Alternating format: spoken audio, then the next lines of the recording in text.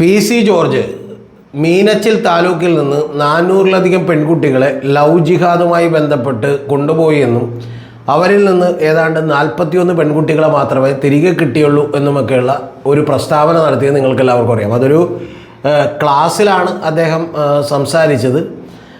ഇത് യാതൊരുവിധ ഡാറ്റാബേസോ അടിസ്ഥാനവും ഒന്നുമില്ലാത്ത ഒരു കാര്യമാണ്. അതിന് ഒരു ആളെപ്പോലും അല്ലെങ്കിൽ ഈ കേസുമായി ബന്ധപ്പെട്ട് പോയിട്ടുള്ള ഏതെങ്കിലും ഒരു പെൺകുട്ടിയുടെയോ ഏതെങ്കിലും ഒരു മാതാപിതാക്കളുടെയോ പരാതി പോലും കിട്ടിയിട്ടില്ല എന്നുള്ളതും ഇത് തീർത്തും അടിസ്ഥാനരഹിതമാണെന്നുള്ളതും ഹൈക്കോടതിയിൽ ഇതുമായി ബന്ധപ്പെട്ട് ജേക്കബ് പുന്നോസൊക്കെ കൊടുത്തിട്ടുള്ള ജേക്കബ് പുന്നോസ് DGP ആയിരിക്കുമ്പോൾ കൊടുത്തിട്ടുള്ള റിപ്പോർട്ടുമൊക്കെ ഞാൻ നിങ്ങളോട് ഡീറ്റെയിൽ ആയിട്ട് പറഞ്ഞിരുന്നു. മീനച്ചിൽ താലൂക്കിൽ ഏതാണ്ട് 7.5% മാത്രമാണ് ഈ പറയുന്ന മുസ്ലിംസ് ഉള്ളത് എന്നുള്ളതടക്കം വളരെ ഡീറ്റെയിൽഡ് ആയിട്ടുള്ളൊരു വീഡിയോ ഞാൻ നിങ്ങളോട് പറഞ്ഞിരുന്നു.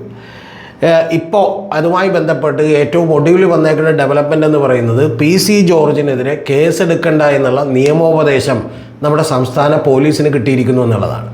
സാധാരണക്കാരായ ആളുകളൊക്കെ ആണെങ്കിൽ ഇത് മതസ്പർദ്ധ വളർത്തുന്നു എന്നൊക്കെ പറഞ്ഞ് നേരത്തെ തന്നെ കേസെടുത്താനേ. അങ്ങനെയുള്ള പല കേസുകളൊക്കെ നമ്മൾ കണ്ടിട്ടുണ്ട്. ഇതേ PC ജോർജിനെതിരെയും സ്വപ്ന സുരേഷിനെതിരെയും ഒക്കെ തന്നെ മതസ്പർദ്ധ വളർത്തുന്നു അല്ലെങ്കിൽ ഇവിടെ നാട്ടിൽ കലാപമുണ്ടാക്കുന്നു എന്ന് പറയുന്ന കേസുകളൊക്കെ എടുത്തിട്ടുണ്ട്. പിന്നെ നമുക്കറിയാമല്ലോ, ഒരു വിമാനത്തിൽ കയറി മുദ്രാവാക്യം വിളിച്ചു എന്നുള്ളതിൻ്റെ പേരിൽ വധശ്രമത്തിന് കേസെടുത്തിട്ടുണ്ട്. അടികൊണ്ട് അവശരായി പോയിട്ടുള്ള അനിൽകുമാർ, അതായത് മുഖ്യമന്ത്രിയുടെ ഗഡ്ബാൻ്റെ അടികൊണ്ട് അവശനായി പോയ അനിൽകുമാറിൻ്റെ അടികൊണ്ട് അവശനായി പോയിട്ടുള്ള ആളുകൾക്കെതിരെ, അതായത് യൂത്ത് കോൺഗ്രസ് പ്രവർത്തകർക്കെതിരെയും വധശ്രമത്തിനുമൊക്കെ പിന്നീട് കേസെടുത്തിട്ടുണ്ട്. അപ്പോൾ അങ്ങനെയൊക്കെ കേസെടുക്കുന്ന ഒരു നാടാണിത്.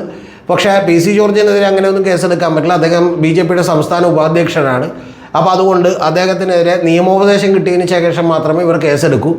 അപ്പോൾ അതുകൊണ്ട് ഇപ്പം നിയമോപദേശം കിട്ടിയിരിക്കുന്നത് കേസെടുക്കേണ്ടതാണ്. എന്തായാലും കേസെടുക്കാതെ വെച്ചിരിക്കുന്നു.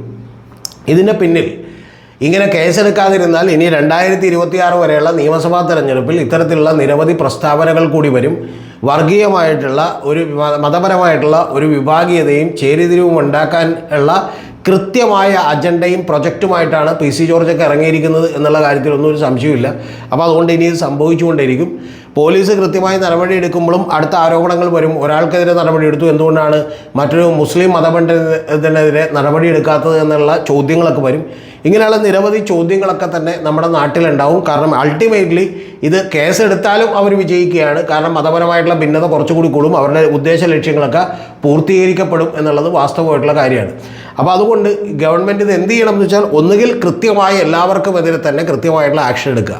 ഇനി ഗവൺമെൻറ് ഇത് ആക്ഷൻ എടുക്കാതിരിക്കുന്നത് ഈ നിയമോപദേശം കിട്ടിയതിൻ്റെ പിന്നിൽ മറ്റ് ചില തന്ത്രങ്ങൾ കൂടിയുണ്ട്. അത് ഈ ക്രിസ്ത്യൻ വോട്ടുകൾ കോൺഗ്രസിൽ നിന്ന് വിട്ട് കുറച്ച് BJPയിലേക്ക് പോകുന്നു. BJPയുമായി അടുത്താൽ പോലും അതുകൊണ്ട് LDFനോ CPMനോ ഒന്നും വലിയ നഷ്ടമുണ്ടാകുന്നില്ല എന്ന് മാത്രമല്ല, 2026 ഒരു മൂന്നാം ഭരണം കൂടി കിട്ടാൻ ഇത് തീർച്ചയായിട്ടും സഹായിക്കും.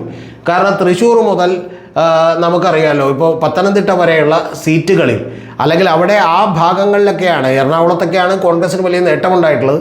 അപ്പോൾ ആ നേട്ടങ്ങൾ കൂടി വേണമെങ്കിൽ ഇല്ലാതാക്കാനും അവിടെ ഈ ഭരണവിരുദ്ധ വികാരത്തിൻ്റെയൊക്കെ വോട്ടുകൾ ഭിന്നിച്ച് പോകുമ്പോൾ സ്വാഭാവികമായിട്ടും CPMനോ LDFനോ ഒക്കെ നേട്ടമുണ്ടാക്കാനൊക്കെ സാധിക്കും. അപ്പോൾ അങ്ങനെ നേട്ടമുണ്ടാക്കാൻ സാധിക്കുന്ന ഒരു പണി കൂടിയാണ് PC ജോർജ് എടുക്കുന്നത് എന്നുള്ളത് കൊണ്ടിട്ട് PC ജോർജിനെതിരെ തൽക്കാലം നിയമപരമായി നടപടി എടുക്കുന്നില്ല എന്ന് വിചാരിക്കുന്നതാണ് നല്ലത്. ഇനി മറ്റൊരു ഭാഗവും കൂടി ഉണ്ട്, അതും കൂടി പറയാതെ ഇത് പൂർണ്ണമാകില്ല. നിയമപരമായ നടപടി എടുത്താലും ഈ കേസുകളിലൊക്കെ ശിക്ഷിക്കപ്പെടുക എന്നുള്ളത് വലിയ ബുദ്ധിമുട്ടുള്ള ഒരു കാര്യമാണ്. കാരണം ഇത് മതപരമായ സ്പർദ്ധ ഉണ്ടാക്കാനും ഇസ്ലാമോഫോബിയ ഉണ്ടാക്കാനും ഒക്കെ ഉപകരിച്ചു എന്നൊക്കെ തെളിയിക്കുക എന്ന് പറയുന്നത് കുറച്ചുകൂടി ഹെർക്കൂലിയൻ ടാസ്ക്കാണ്. അപ്പോൾ അതുകൊണ്ട് ഇത് എല്ലാവർക്കും ഗുണകരമായ വിൻ വിൻ സിറ്റുവേഷൻ എന്ന് പറയുന്നത് BJPയെ സംബന്ധിച്ച് ലോങ് ടൈമിലേക്ക് ഇത് അവർക്ക് ഗുണം ചെയ്യും. ഷോർട്ട് ടൈമിലേക്ക് തീർച്ചയായിട്ടും ഇത് LDFനും CPMനും ഒക്കെ ഗുണം ചെയ്യും. ഇതുപോലെ തന്നെയാണ് ഏതാണ്ട് 2019, 2020, 2021 തെരഞ്ഞെടുപ്പിന് മുമ്പ് ഇത്തരത്തിലുള്ള മതപരമായിട്ടുള്ള വിഭാഗീയമായിട്ടുള്ള ചില പ്രവർത്തനങ്ങളൊക്കെ ഉണ്ടായിട്ടുള്ളത്. നിങ്ങൾക്കൊക്കെ തന്നെ അറിയാം.